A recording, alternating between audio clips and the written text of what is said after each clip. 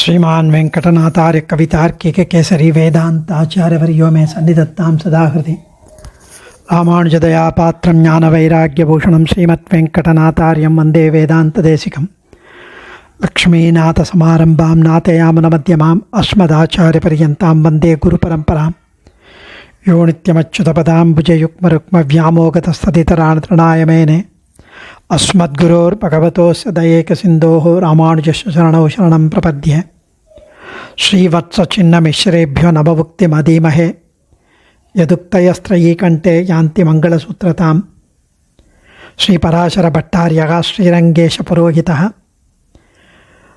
श्रीवत्साङ्कसुतः श्रीमान् श्रेयसे मे अस्तु भूयसे. இன்றைய ஸ்லோகம் ஸ்ரீ குணரத்ன கோஷத்தில் ஸ்ரீ பராசர பட்டர் அருளி செய்த ஸ்ரீ குணரத்ன கோஷம் ஸ்ரீ ரங்கநாயகி தாயாரை பற்றிய ஆச்சரியமான ஸ்தோத்திரம்.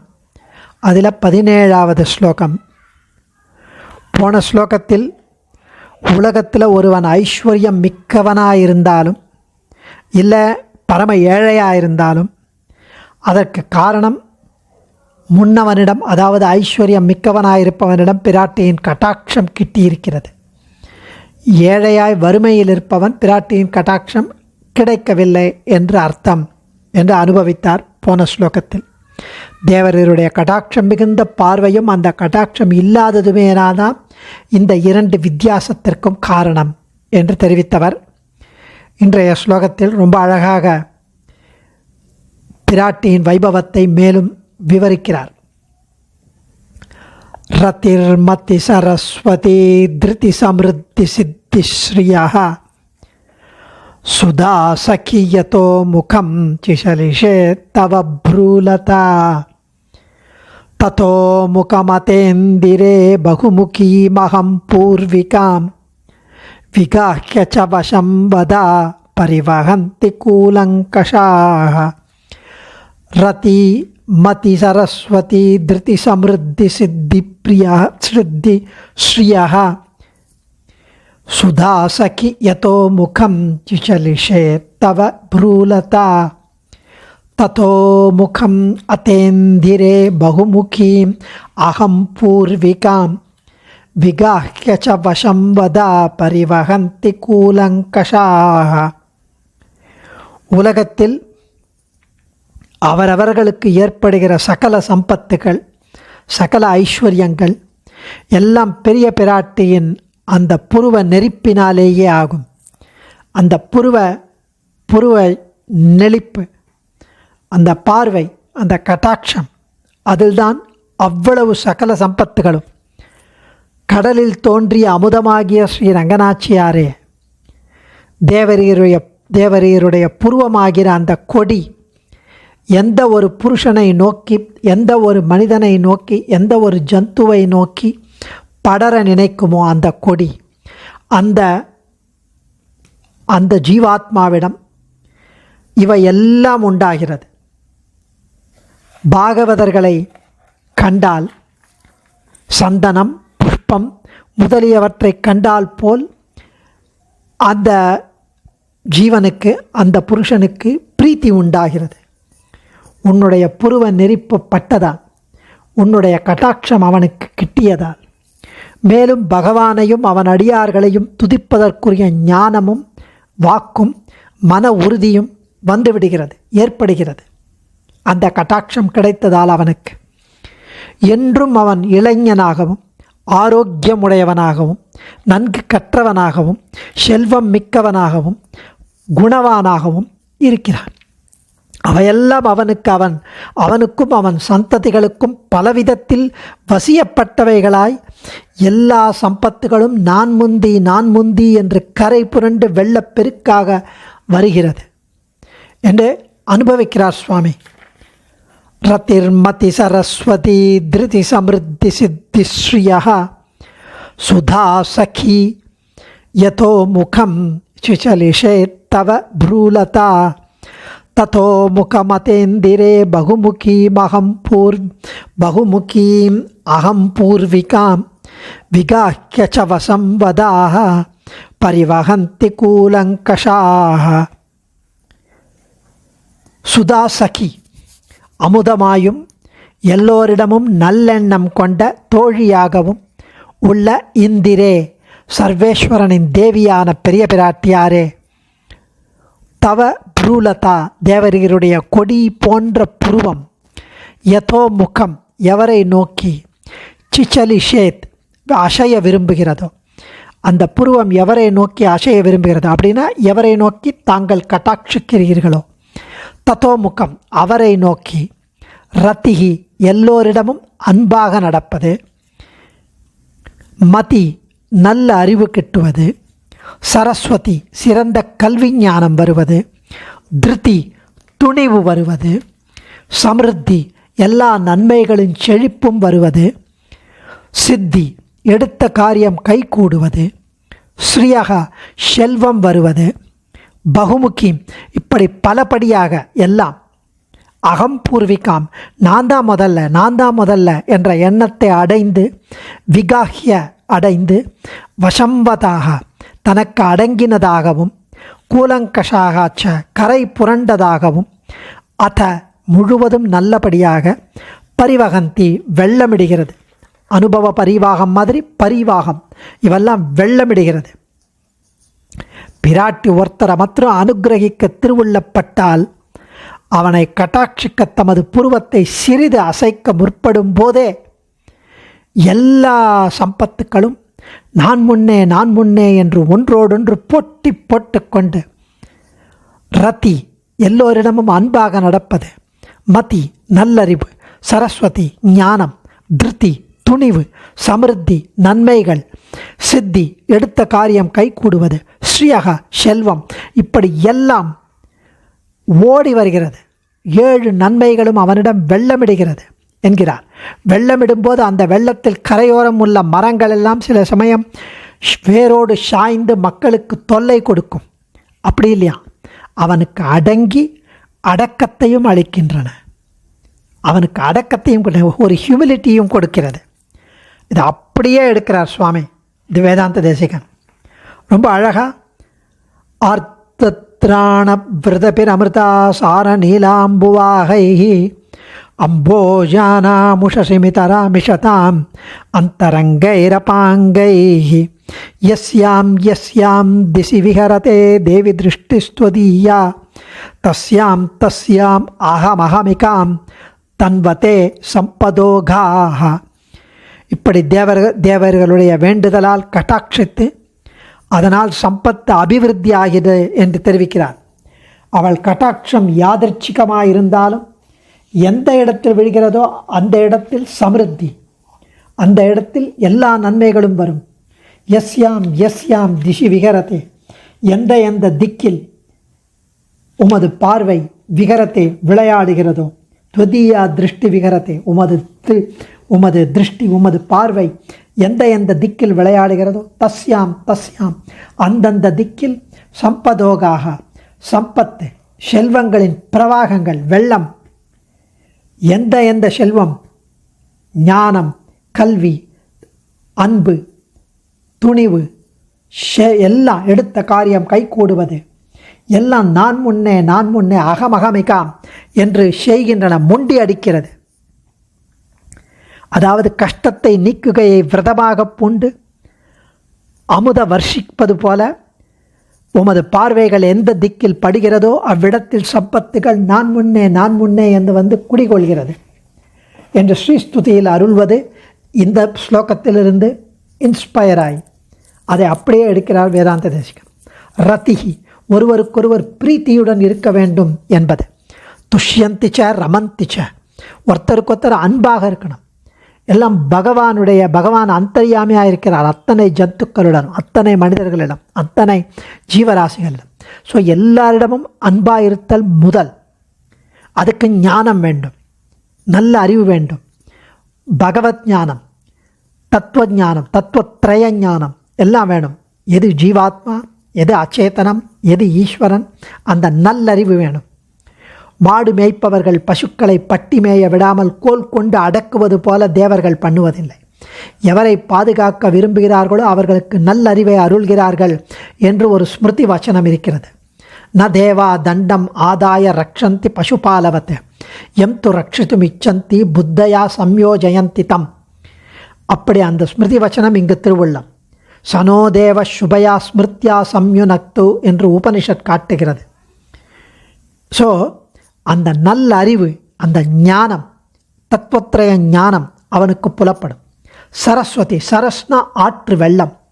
அதை போல எம்பெருமானையும் சான்றோர்களையும் துதிக்கும் நல்ல வாக்குக்கு சரஸ் என்று பெயர். அந்த ஞானம், அந்த வாக்கு அவர்களை துதிப்பது, பக்தர்களை, பாகவதர்களை, பகவானை, பிராட்டியை துதிப்பது, அது ஞானம். மின்மினி பூச்சி இரவில் ஒளிவிடும்.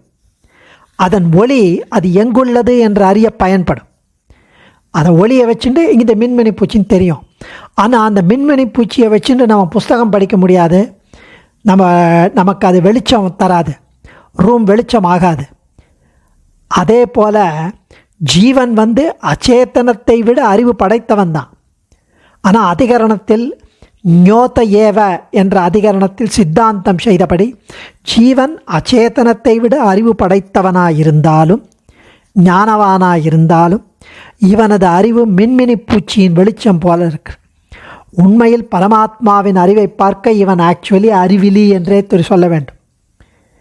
இவன் அக்ஞன். ஸ்ருதி காட்டுகிறது. ஞாஞௌ திராவச்சி ஈஷன் ஈஷவ் என்று ஸ்ருதி இவனை அக்ஞன் என்று காட்டுகிறது. அக்ஞன், இவனுக்கு அறிவிலி என்று சொல்கிறது. தத் ஞானம் அஜ்ஞானம் அதோன்யதுக்தம் என்று பராசர மகரிஷி காட்டியபடி எம்பெருமானை பற்றியும் அவனை அடையும் வழியை பற்றியும் அவனை அடைந்தால் வரும் நன்மைகளான கைங்கரியம், அந்த ஆனந்தம், இவைகளை பற்றியும் அறியாத வரைக்கும் இவன் அக்ஞனே, இவன் அறிவிலியே, இவன் அறிவில்லாதவனே. இதே வரதராஜ பஞ்சாசத்தில் 4வது ஸ்லோகத்திலையும் தெரிவிக்கிறார். கிம் வியாஹராமி வரதஸ்துதயே கதம் வா கத்யோதவத் பிரலகு சங்குச்சித பிரகாஷः தன்மே சமர்ப்பயமதிம் ச சரஸ்வதீம் ச துவாமஞ்சசா ஸ்துதிபதைர்யதகம் தினோமி.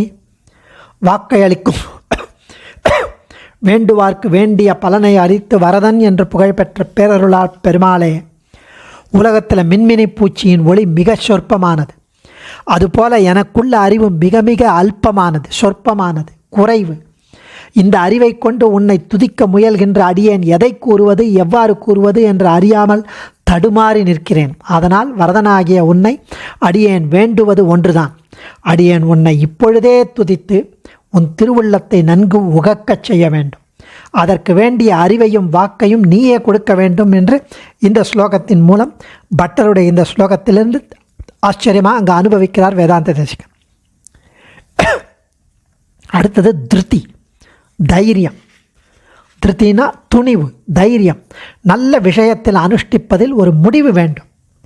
காலை வேளையில் அனுசந்திக்க வேண்டிய பிராத்தர் நிவேதகாரிகா என்பதன் முடிவில் சாத்விக திருத்தி, சாத்வீக துணிவு. இப்படி இந்திரியங்களை பட்டிமேய விடாமல் இஷ்டத்துக்கு சித்தம் போக்குன்னு இருந்துண்டு வகுத்த வழி விஷயத்திலேயே நிலை நிறுத்த முயல்வேன்.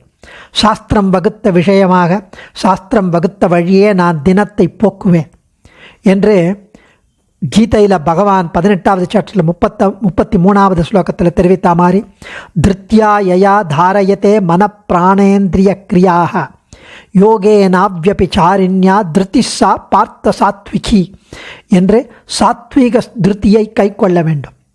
அந்த முடிவுக்கு வர வேண்டும்.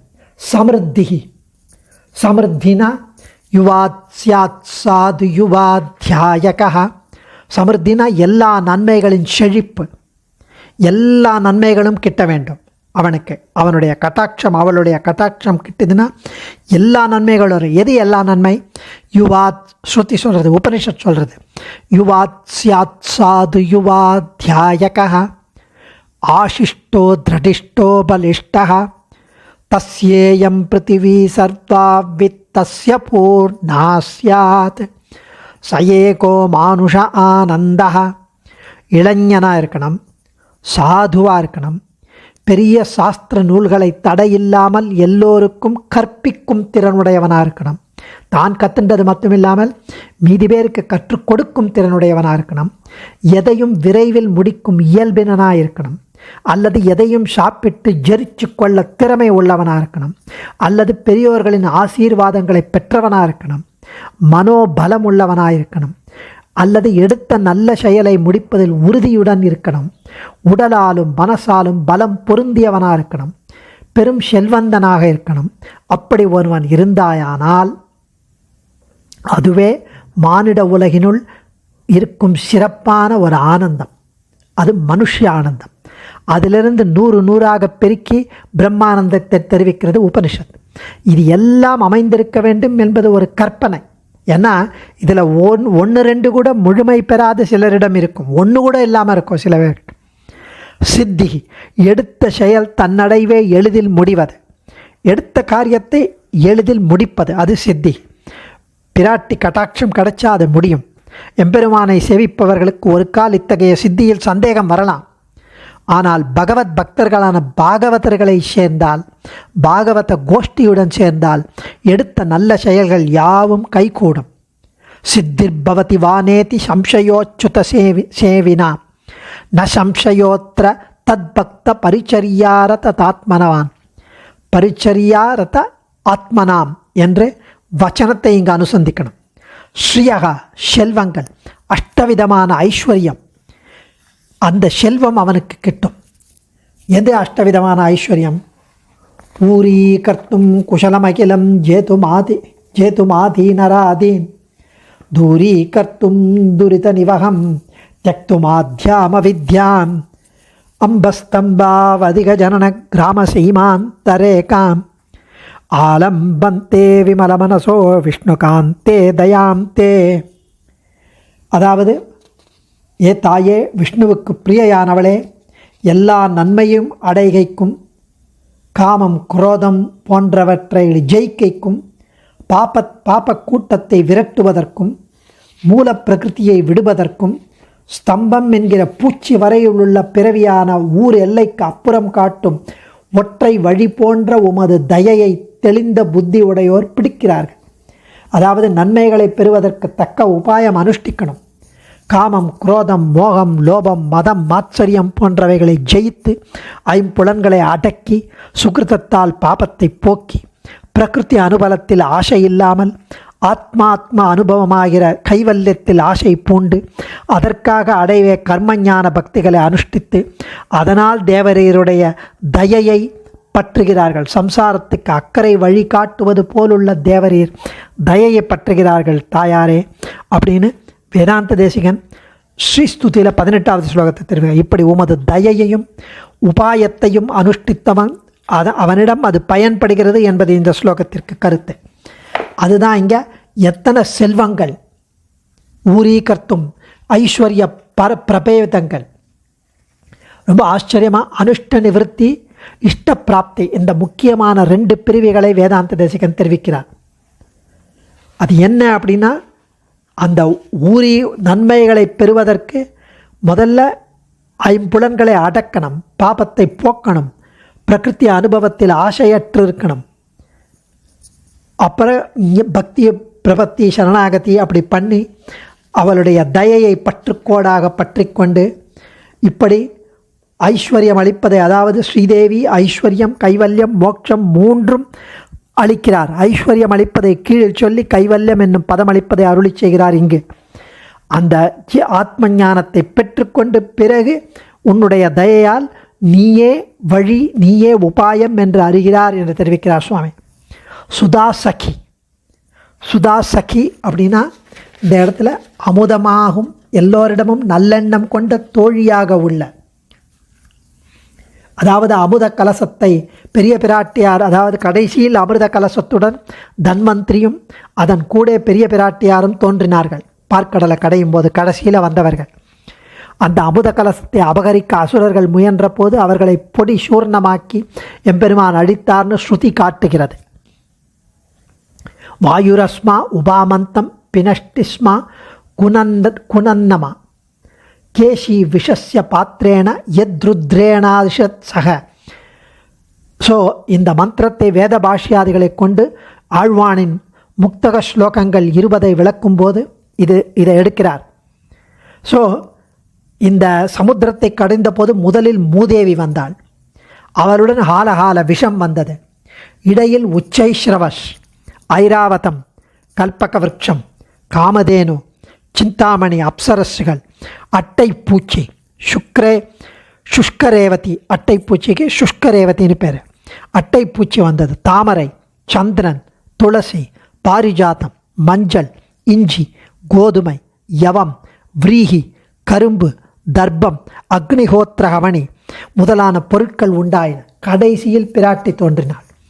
எல்லாவற்றுக்கும் முன்பாக உண்டானபடியால் மூதேவிக்கு முன்னை என்று தமிழ் இலக்கியங்கள் பெயர். எல்லாவற்றுக்கும் பின்னால் தோன்றியதால் பெரிய பிராட்டியாருக்கு பின்னை என்று பெயர்.